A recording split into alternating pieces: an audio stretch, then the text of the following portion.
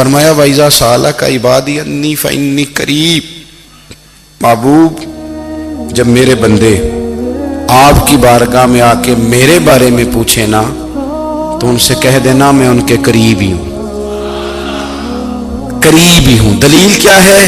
یہ جب بھی مجھ سے دعا مانگیں گے میں ان کی دعاؤں کو قبول فرماؤں گا، میں ان کے قریب ہوں، میں ان کے قریب ہوں۔ یہ جب بھی دعا مانگیں گے نا میں قبول کروں گا، میں ان کے قریب ہوں۔ اللہ تبارک و تعالیٰ کے بندے اللہ سے محبت کرتے، رب کی بارگاہ میں جھکتے، اس کو اپنے دکھ سناتے، اس کے پیارے محبوب صلی اللہ تعالیٰ علیہ وسلم کا وسیلہ لے کے اس کے حضور حاضر ہو جاتے، پیشانیاں سجدوں سے روشن ہوتی۔ ہم نا ہر چیز کے لیے وقت نکالتے ہیں، ہر چیز کے لیے، لیکن عبادت کے لیے وقت نہیں نکالتے۔ ہر شے آباد ہے، ہر شے، ہماری فیس بک بھی آباد ہے، واٹس ایپ بھی آباد ہے، ہمارے ٹویٹر بھی آباد ہیں، ہماری ہر چیز آباد ہے۔ سب سے کم آباد ہمارا مصلی رہ گیا ہے، سب سے کم۔ وہ لوگ اب ڈھونڈنے سے ملتے ہیں جن کی بغل میں مصلی ہوتا تھا۔ میرے بھائی آپ کتنا کو دنیا کے پیچھے بھاگو گے تھکا دے گی، کتنا دولت کے پیچھے بھاگو گے تھکا دے گی۔ آپ جب اپنی زندگی میں جمع تفریق کرو گے نا تو مرتے وقت احساس ہوگا کہ سارا کچھ تو لوگوں کے لیے کیا، اپنے لیے تو کر ہی کچھ نہیں سکے۔ اور ہم عبادت کے معاملے میں بہانے بازی بھی کرتے ہیں۔ ہم کہتے ہیں اوہو رزق کمانا بھی تو عبادت ہی ہے نا، تو میں حلال روزی کے لیے جا رہا ہوں، یہ بھی تو عبادت ہے نا۔ میری طرح کے لوگ کہہ دیتے ہیں کہ میں سویرے اٹھ کے مدرسے میں کچھ اسباق دیکھتا ہوں تو یہ بھی تو عبادت ہے، میں بیان کرنے کے لیے مطالعہ کرتا ہوں تو یہ بھی تو عبادت ہے نا، اتنے لمبے سفر کر کے ملک میں دنیا میں گھومتا ہوں تو یہ بھی تو میں عبادت ہی کر رہا ہوں۔ اب اسپیشل نفلوں کے لیے وقت کس طرح نکلے، اسپیشل کر کے تسبیح میں کیسے چلاؤں، میں سارا کچھ ہم بہانے بنا لیتے ہیں نا۔ میرا سوال یہ ہے کہ یہ ساری باتیں صحابہ کو، نبی کریم کو، دیگر لوگوں کو بھی تو پتہ تھی نا، لیکن آپ غور تو کریں 23 سال حضور کو وقت ملا، مختصر وقت ظاہراً تبلیغ کرنے کے لیے، پوری دنیا میں دین بھی پھیلانا ہے۔ گھر میں 11 ازواج ہے، 4 بیٹیاں ہیں، ان کی اولادیں، سارے کام کاج بھی دیکھنے، لیکن سیدہ طیبہ طاہرہ حضرت عائشہ صدیقہ رضی اللہ تعالیٰ عنہ فرماتی ہیں سارا دن تبلیغ کرتے، ہر غلام کے دکھ سنتے، گھر میں آتے تو اپنے گھر والوں کا خیال کرتے، کام میں ہمارا ہاتھ بٹاتے۔ قربان جاؤں، کہتی ہیں زمانہ سارا سو جاتا لیکن آمنہ کے لال مصلی بچھا لیتے۔ دنیا سو گئی، ساری سب سو گئے، جو خدام تھے، وہ جو غلام تھے وہ سو گئے۔ صحیح مسلم میں لفظ ملیں گے، سیدہ پاک فرماتی ہیں او میرے نبی کے غلاموں، میں نے یہ رنگ بھی دیکھا ہے کہ حضور نے اتنا کھڑے رہے، اتنا قیام کیا، اتنا قیام کیا کہ مقدس پیروں میں ورم آ گئے، سوج گئے پیر، اتنے بڑے۔ دل پہ ہاتھ رکھ کے نہیں بتا سکتا کہ میرے کبھی نماز میں پیر سوج گئے، کوئی نہیں بتا سکتا۔ بچوں کی روٹی کماتے تھک گئے بات الگ ہے، ہم سیر کرنے گئے تو تھک گئے بات الگ ہے، لیکن عبادت میں یہ بھی تو مسلم شریف ہے نا، یہ بھی تو دین ہے نا، یہ بھی تو حضور کی سنت ہے، یہ بھی تو وہ چیز ہے جو کریم کی آنکھوں کی ٹھنڈک ہے۔ سیدہ فرماتی ہیں پیروں میں ورم آ گئے، اور ساری رات ہی حضور نے نماز پڑھی اور ایک ہی آیت بار بار دہرائی۔ مسجد نبوی میں بلال حبشی نے فجر کی اذان دے دی اور حضور ابھی مصلی پہ تھے، کریم فارغ ہوئے۔ میں نے عرض کی یا رسول اللہ صلی اللہ علیہ وسلم، آپ کے تو صدقے اللہ اگلے پچھلوں کے گناہ معاف کرے گا، تو آپ اتنی آہوزاری کیوں فرماتے ہیں؟ آپ تو شفیع ہیں، آپ تو انبیاء کے امام ہیں۔ تو حضور نے فرمایا عائشہ تم نے گنوایا ہے نا میرے اللہ کی مجھ پر کتنی رحمت ہے، افلا اکون عبدا شکورا، فرمایا اگر اس نے اتنی نعمتیں دی ہیں تو کیا میں اس کا شکر گزار بندہ نہ بنوں، میں شکر گزار بندہ نہ بنوں اس کا؟ پھر اگر اتنی نعمتیں اس نے دی ہیں، مجھے اتنا نوازا ہے، تو پھر میں اس کے سامنے سجدے نہ کروں؟ او میرے بھائی، بڑے قابل فخر لوگ ہیں ہم کہ ہم نبی پاک کے غلام ہیں، ہم قابل فخر ہیں کہ نبی کریم کے غلام ہیں، کیا کبھی اس غلامی کے شکرانے میں بھی 2 نفل پڑھے کہ یا اللہ تیرا شکر ہے تو نے ہمیں حضور کا غلام بنایا ہے؟ یاد رکھیں کہ اپنی روحانی زندگی کو آباد کریں، استغفار پڑھیں، تسبیحات کریں۔ حضرت عبداللہ ابن عمر رضی اللہ تعالیٰ عنہ حضرت عمر کے صاحبزادے، مکہ مکرمہ میں ان کی قبر ہے۔ میں نے جب انہیں پڑھا تو مجھے ان سے بڑا پیار ہو گیا، لیکن آپ کو پتہ ہے وہاں جا کے کسی شخص کا مزار تلاش کرنا یا پوچھنا ایک مشکل کام ہوتا ہے۔ تو ایک دفعہ میں مکہ شریف میں حاضر تھا، تو ایک گاڑی والا ڈرائیور مجھے کہنے لگا کہ مولانا میں آپ کو جانتا ہوں، مجھے آپ سے محبت ہے، ایک بات بتاؤں آپ کو؟ میں نے کہا بتاؤ۔ کہنے لگے حضرت عبداللہ ابن عمر کی قبر دیکھنی ہے۔ میں نے کہا یہ تو نہیں کہہ رہا، یہ کسی نے بندوبست کرایا ہے، یہ اللہ نے تیرے دل میں بات ڈالی ہے، یہ ہو گیا تو لے چل مجھے۔ حضرت عبداللہ ابن عمر کو نبی پاک نے فرمایا تھا راجل صالح، یہ نیک بندہ ہے، یہ متقی آدمی۔ حضرت عبداللہ ابن عمر رضی اللہ تعالیٰ عنہ سیدنا فاروق اعظم رضی اللہ تعالیٰ عنہ کے صاحبزادے ہیں، اور ان کی ہمشیرہ سیدہ حفصہ رضی اللہ تعالیٰ عنہ حضور کی زوجہ محترمہ۔ ایک دن اپنی ہمشیرہ سے کہنے لگے کہ نبی کریم صلی اللہ تعالیٰ علیہ وسلم گھر میں آئے نا، اور اگر حضور غم امت میں پریشان نہ ہوں، طبیعت کو حشاش بشاش دیکھو، تو ذرا پوچھنا تو صحیح حضور کا میرے بارے میں کیا خیال ہے، پوچھنا تو صحیح کہ کریم کی بارگاہ میں میرا کیا مقام ہے، میرے بارے میں حضور کیا فرماتے ہیں۔ اب بہن کو کام بتائے، اور بتائے بھی بھائی، اور کوئی بہن وہ کام نہ کرے، یہ تاریخ میں ہوتا نہیں۔ حضرت عمر فاروق رضی اللہ تعالیٰ عنہ کی صاحبزادی ام المومنین رضی اللہ تعالیٰ عنہ فرماتی ہیں کہ میں تو بس منتظر تھی، انہوں نے تو کہا تھا نا کہ اگر تم حشاش بشاش دیکھو تو بات کرنا، لیکن حضور تشریف لائے، میری باری تھی، میرے گھر تشریف لائے، کھانا پیش کیا تو فوراً میں نے عرض کی حضور ایک بات پوچھنی تھی۔ تو حضور نے فرمایا پوچھئے۔ میں نے عرض کی حضور میرے بھائی عبداللہ ابن عمر کے بارے میں آپ کا کیا خیال ہے؟ نوجوانوں میری بات پہ غور کرنا، میرے بھائی کے بارے میں آپ کا کیا خیال ہے؟ تو نبی کریم صلی اللہ تعالیٰ علیہ وآلہ وسلم نے میری طرف دیکھا، اور پھر حضور زیر لب تھوڑا مسکرائے، اور بریلی کے امام کہتے ہیں کہ حضور مسکرا دیتے تھے نا تو جو بڑا دکھی ہوتا تھا وہ بھی ہنس پڑتا تھا۔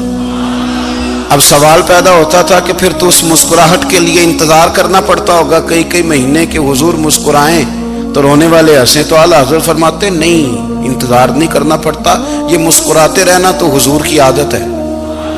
جس کی تسکین سے روتے ہوئے ہنس پڑے، اس تبسم کی عادت پہ لاکھوں سلام۔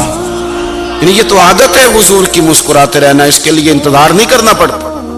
بھائیو آپ خیال رکھیں گے، غور کریں گے، حضرت عبداللہ ابن عمر رضی اللہ تعالیٰ عنہ کے بارے میں پوچھا تو سیدہ فرماتی ہیں کہ نبی کریم صلی اللہ تعالیٰ علیہ وسلم نہ زیر لب مسکرائے اور فرمایا حفصہ تیرا بھائی ہے تو اچھا، لیکن میں نے سنا ہے کہ عشاء کی نماز پڑھتا ہے تو فجر تک سویا ہی رہتا ہے۔ او نوجوانوں، 10 بجے تک سونے کی بات نہیں ہوئی، 9 بجے تک سونے کی بات نہیں ہوئی، 11 بجے اٹھنے کی بات نہیں۔ حضور فرمانے لگے میں نے سنا ہے کہ عشاء کی نماز پڑھ کے سو جاتا ہے اور فجر تک سویا ہی رہتا ہے، اسے چاہیے کہ تہجد کے وقت اٹھا کرے، اللہ کی بارگاہ میں حاضر ہوا کرے، آہوزاری کرے، سجدے کرے، عبادت کرے، اٹھتا ہے اور فجر میں جا کے اٹھتا ہے۔ حضرت جناب حفصہ رضی اللہ تعالیٰ عنہ کہتی ہے میں نے جناب عبداللہ ابن عمر کو پیغام دیا اور میں نے کہا میرے جوان بھائی سن، نبی پاک نے فرمایا ہے تو اچھا پر تہجد میں نہیں اٹھتا، نفل نہیں پڑھتا۔ او میری ملت کے جوانوں، مزہ نہیں آ جاتا جب ساری دنیا سوئی ہو، ساری دنیا، اور بستر بھی گرم ہو اور نیند بھی پورا غلبہ کر رہی ہو، اور اچانک گھنٹی بجے دماغ میں، آنکھ کھلے، گھڑی پہ نظر پڑے، 3:30 4 بجے کا پیغام گھڑی بتائے، اور کوئی چڑھتی جوانی والا اٹھ کے وضو کرے، اور جب وہ مصلی کھول کے بچھائے تو مدینے والے محبوب کہتے ہیں کہ ہر نماز پہ رب ثواب دیتا ہے، اور جو اٹھ کے تہجد کی نماز پڑھے اسے دیکھ کے تو رب مسکراتا ہے، جو اس کی شان کے لائق ہے، جو اس کی شان کے لائق، وہ مسکراتا ہے، خوش ہوتا ہے کہ میرا بندہ تہجد میں اٹھ گیا، وہ مسکراتا ہے۔ کاش ہماری صبحیں کبھی اپنے مالک کے نام ہو جائیں، کاش کے صبح۔ حضرت ابو الحسن رحمۃ اللہ تعالی علیہ حضرت معاذ ابن جبل رضی اللہ تعالیٰ عنہ کے پاس بیٹھا کرتے تھے، فرماتے ہیں ان سے جو پیار بڑھا تو پھر میرا مصلی سے بھی بڑھ گیا۔ تابعی ہیں، فرماتے ہیں صحابی رسول سے محبت ہوئی تو ذکر سے بھی ہو گئی، پھر درود شریف سے بھی ہو گئی، محبت ان سے بڑھی تو پھر اللہ نے مسجد کا پیار بھی بڑھا دیا۔ آپ فرماتے ہیں کہ میری ہر وقت بھی یہ چاہتی تھی کہ بس اللہ اللہ کروں، بس اللہ اللہ کروں، بس نہ میں ذرا تھوڑی جان چھڑاؤں لوگوں سے، کوئی 10 منٹ ملے تو میں کچھ 4 نفل پڑھ لوں، میں تھوڑا سا نہ بچوں لوگوں سے، اور مجھے تسبیح ملے تو میں نہ کچھ 400-500 دفعہ استغفار پڑھوں، سبحان اللہ، الحمدللہ، اللہ اکبر، لا حول ولا قوت الا باللہ، میں نہ تسبیحات پڑھوں۔ فرماتے ہیں کہ بچے تھے گھر میں 6-7، غربت تھی، کام ملتا کوئی نہیں تھا، اور میں کام چور نہیں تھا، کام ڈھونڈتا تھا، پر اللہ کی قدرت کے کام نہیں ملتا تھا۔ فرماتے ہیں کہ میں نے ایک دن اپنی اہلیہ سے کہا کہ آج میں پھر جاتا ہوں کام ڈھونڈنے، تو میری بیوی بڑی فرما بردار تھی، پر اس دن نہ غربت کے ہاتھوں تنگ آ کے کہنے لگی آج نانا کوئی تو چیز لے کے آیا، تو مجھ سے بچوں کی بھوک نہیں دیکھی جاتی، یہ سب روگاں دا روگ محمد جس دا نام غریبی، کنڈ بلا کے لنگ جاندے نہیں دوست یار قریبی، آج نہ کچھ لے کے آیا تو میں بچے لے کے چلی جاؤں گی۔ شیخ فرماتے ہیں کہ میں بڑا پریشان گھر سے نکلا، پر میں نے صبح سے لے کے زور تک کام ڈھونڈا، کام ملا کوئی نہیں، تو میرے دل میں خیال آیا چلو کام نہیں ملتا تو اللہ اللہ تو کرے نا، چلو بندوں کی مزدوری نہیں ملتی تو رب ان کی عبادت ہی کرتے ہیں۔ فرماتے ہیں کہ میں نے نا فرات کے پانی سے وضو کیا، نہر کے، شدید دھوپ تھی، ساتھ ریت تھی اور ریت تپ رہی تھی، میں نے اپنا رومال وہیں مصلی کے طور پر بچھا لیا، اور فرماتے ہیں کہ زور سے لے کر عصر تک نماز پڑھی، دھوپ بھی پورے زور پہ، پر میرے سجدے کا ذوق بھی پورے زور پہ۔ فرماتے ہیں سورج بھی چمک رہا ہے اور رب کی عبادت کا ذوق بھی پورے زور پہ، میں سجدہ کروں تو پھر میرا اٹھانے کو جی نہ چاہے۔ میرے استاد لکھا کرتے تھے، یہ ان کا شعر ہے، وہ کہا کرتے تھے مجھے سوز دے، مجھے ساز دے، اور مجھے نیم شب کا نیاز دے، دم سجدہ خود کو میں توڑ دوں، مجھے ایسا ذوق نماز دے، اور میں تیری بہار کا پھول ہوں، میں کھلا بھی ہوں تو تیرے لیے، مجھے میری شاخ سے توڑ لے، مجھے اپنی زلف کا ناز دے۔ بھائی فرماتے ہیں کہ عصر تک میں نے نفل پڑھے، دل ڈھلنے لگا، عصر کی نماز پڑھی اور میں وہاں سے چلا۔ اب میں جب نکلنے لگا تو دل میں خیال آیا کہ چھوٹی چھوٹی دیواریں ہیں گھر کی، بغیر کچھ لیے جاؤں گا تو بیوی دور سے دیکھے گی تو شور کرے گی کہ پھر خالی ہاتھ آ گیا ہے۔ کہتے میں نے اپنی اسی رومال میں جس پہ میں نے نماز پڑھی تھی نا، رومال میں کی آخی دے پنجابی جی صافہ، کہتے ہیں اسی میں نا میں نے کچھ ریت بھر لی کہ وہ دور سے دیکھے گی تو سمجھے گی کچھ لے کے آیا ہے، چلو جا کے اسے بتا دوں گا کہ آج پھر مزدوری نہیں ملی۔ کہتے ہیں وہ ریت لے کر جب میں گھر میں گیا تو پہلے بیوی دروازے پہ کھڑی ہوتی تھی، پوچھتی تھی خالی ہاتھ آ گئے ہو؟ آج میں نے دیکھا تو ہے ہی کوئی نہیں۔ فرماتے ہیں میں اندر داخل ہوا، سلام لیے، کونے میں نے وہ رومال رکھ دیا اور میں نے آواز دی کہ بھلی مانس کہاں ہو؟ تو وہ کہنے لگی آپ منہ ہاتھ دھو لیں، میں روٹی لے کے آئی۔ میں نے کہا روٹی کہاں سے آ گئی؟ یہاں تو کئی دنوں کے فاقے، تو کئی دنوں کی غربت ہے، یہاں تو اس گھر میں تو فقیری ہے۔ فرماتے ہیں کہ وہ روٹی لے کے آئی اور اس وقت کی جو موجودہ نعمتیں تھیں، سمجھ لیں سلاد، اچار، ہر چیز ساتھ لائی۔ میں نے کہا کہ بچے کہاں گئے؟ کہنے لگی وہ کھانا کھا کے کھیلنے گئے، آپ کھانا کھا لیں آ جاتے۔ کھانا اس نے چن دیا۔ میں نے حیرت انگیز لہجے میں ساری نعمتیں اپنے دسترخوان پہ دیکھ کر کے بیوی سے پوچھا یہ کہاں سے آیا کھانا؟ بچوں کو تو نے کہاں سے کھانا کھلایا؟ یہ سارا کچھ کیسا ہے؟ کہنے لگی پتہ نہیں آج آپ کس کریم کی مزدوری کرنے چلے گئے تھے۔ پتہ نہیں کس کریم کی میرے گھر میں تو اتنی نعمتیں آئی ہیں کہ مجھ سے سنبھالی نہیں جا رہی، اتنا اناج ہے، اتنا گندم ہے، کس کریم کے دروازے آج چلے گئے تھے؟ یہ کہتے کہتے وہ اٹھی اور اٹھ کر کے کہنے لگی پہلے بڑا کچھ آیا تھا، اب کیا لے آئے ہو؟ اور جا کر کے نا اس نے وہ ریت والا رومال کھولا، کہنے لگے میں تو لے کے آیا تھا ریت، تو میرے رب نے اسے بھی سونے اور ہیرے بنا دیا تھا۔ جب آپ کی توجہ اللہ کی جانب، میرے نبی پاک صلی اللہ تعالی علیہ وسلم نے فرمایا ہر چیز اپنے رب سے مانگ، ہر چیز مانگ، ہر چیز مانگ۔ یا رسول اللہ کیا کچھ؟ میرے محبوب نے فرمایا تیرے گھر میں نمک بھی ختم ہو جائے تو وہ بھی اپنے رب سے مانگا کر، تو مانگنا وہ تجھے دے گا، تو اس کی بارگاہ میں کشکول طلب دراز تو کرنا۔ اور ترمذی شریف میں عجیب لفظ ہے، رسول کائنات نے فرمایا، رب کریم فرماتا ہے جب میرا بندہ ہاتھ اٹھاتا ہے نا تو مجھے حیا آتی ہے کہ میں خالی کیسے لوٹا دوں اس کے۔ اتنے بڑے بادشاہ کی بارگاہ میں دعا کی بڑی طاقت ہے۔ میرے نبی پاک نے فرمایا دعا مومن کا ہتھیار ہے، دعا مومن کا، دعا مومن کا۔ حضور نے فرمایا تقدیر کو سوائے دعا کے کوئی چیز نہیں بدل سکتی۔ دعا مومن کا ہتھیار ہے، یہ کافر کے پاس کوئی نہیں، یہ ہتھیار ہے مومن کا۔ اللہ کرے آپ کو سمجھ آئے، پھر سنیں، کئی بار کہہ چکا ہوں یہ ہتھیار ہے۔ کافر کے مقابلے میں جو تیرے پاس سب سے بڑا ہتھیار ہے وہ دعا ہے۔ دعائیں کرانی چھوڑ دی، کرنی چھوڑ دی، لینی چھوڑ دی۔